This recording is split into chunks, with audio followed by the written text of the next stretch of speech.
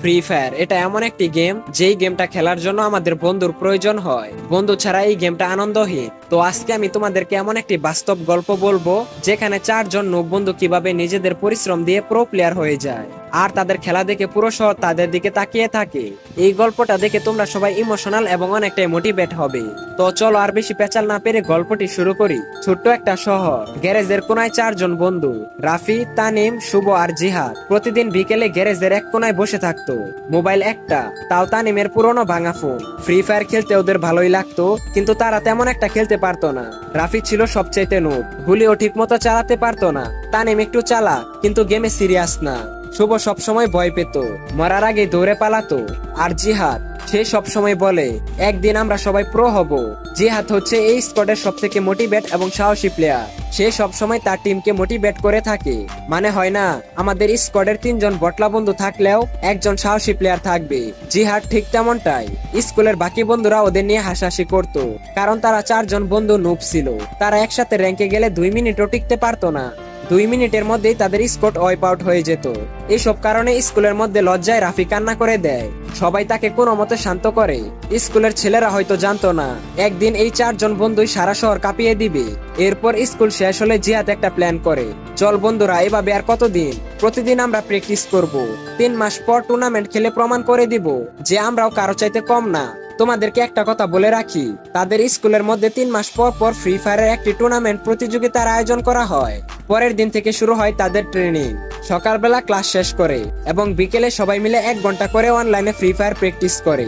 রাফি শিখে হেডশট মারা, শুভ শিখে গ্লোয়ার লাগানো, তানিম শিখে স্নাইপার চালানো, আর জিহাদ সে পুরো দলকে কাভার দিবে।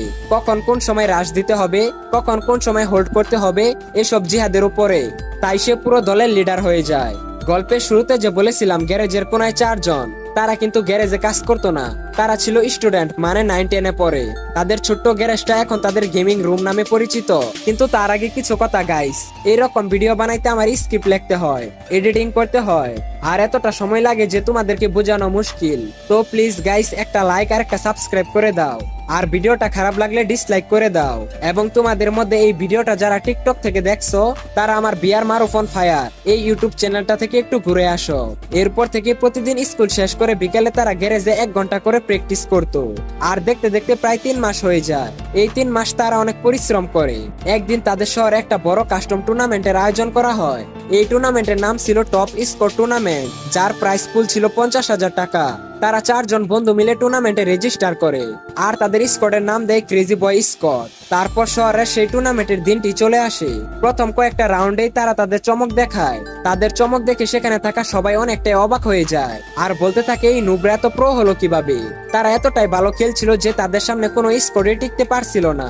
এরপর তারা ম্যাচগুলো জিতে সেমিফাইনালের জন্য সিলেক্ট হয়ে যায়। কিন্তু সেমিফাইনালের আগের রাতে ঘটে এক দুর্ঘটনা।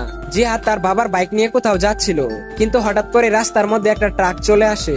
ট্রাকের ধাক্কায় জিহাদের অবস্থা খুবই গুরুতর। সাথে সাথে স্থানীয় লোকজনরা জিহাদকে হাসপাতালে নিয়ে যায়। পরের দিন সকালে খবর আসে জিহাদ আর বেঁচে নেই। এই কথা শুনে তারা 3 জন একদম ভেঙে পড়ে, কারণ জিহাদ ছিল তাদের কলিজার বন্ধু। তানিম তো ফোনটাই ভেঙে ফেলে। শুভ পুরোপুরি চুপচাপ। রাফি শুধু জানালার বাইরে তাকিয়ে থাকে। তাদের 3 জনের কলিজাটা যেন একদম ফেটে যাচ্ছিল। জিহাদের আইডিটা খোলা, প্রোফাইলে একটা লেখা ছিল win or lose we are together, যার বাংলা হলো আমরা হয়তো হারবো না হলে জিতবো। তারা 3 জন এতটাই ভেঙে পড়ে যে তারা সেমিফাইনাল খেলবে কিনা তা কেউ জানে না। তানিম বলে সে আমাদের দলের লিডার ছিল, আমরা যদি এখন না খেলি তাহলে তার স্বপ্নটা স্বপ্নই রয়ে যাবে। রাফি বলে আজ থেকে আমরা 3 জন না, আমরা এখনো 4 জন, কারণ জিহাদ আমাদের মাঝেই আছে। এরপর সেই কাঙ্ক্ষিত সেমিফাইনালের দিনটি চলে আসে। রাফি জিহাদের সেই আইডিটা দিয়ে খেলে। শেষ ম্যাচ, তাদের সামনে রয়েছে শহরের সব থেকে বড় একটা স্কোয়াড, যারা কখনো কোনো গেম হারেনি। গেমের শেষ 3 মিনিট 3 ভার্সেস 4 ক্লাস। শুভ একজন প্লেয়ারকে হেডশট দিয়ে কিল কনফার্ম করে ফেলে। তানিম 2 জন প্লেয়ারকে ডাউন করে ডাউন হয়ে যায়। লাস্ট প্লেয়ার ছিল রাফি। পুরো শহর তাদের দিকে তাকিয়ে আছে। রাফির হাতে শেষ ভরসা। রাফি কোনো মতে সেই প্লেয়ারটাকে হেডশট দিয়ে মেরে ফেলে। রাফি নিজেও জানে না এই ম্যাচ তারা 3 জন কিভাবে জিতলো। এরপর পুরস্কার নেওয়ার জন্য তারা 3 জন মঞ্চে ওঠে, সাথে জিহাদের একটা ফটো। তানিম বলে আজ আমরা এই পর্যন্ত এসেছি তার জন্য জিহাদ সবসময় আমাদেরকে সাপোর্ট করেছিল। জিহাদের মতো বন্ধু হয় না। সবার চোখে পানি চলে আসে। আর এখানে এই গল্পটা সমাপ্তি ঘটে।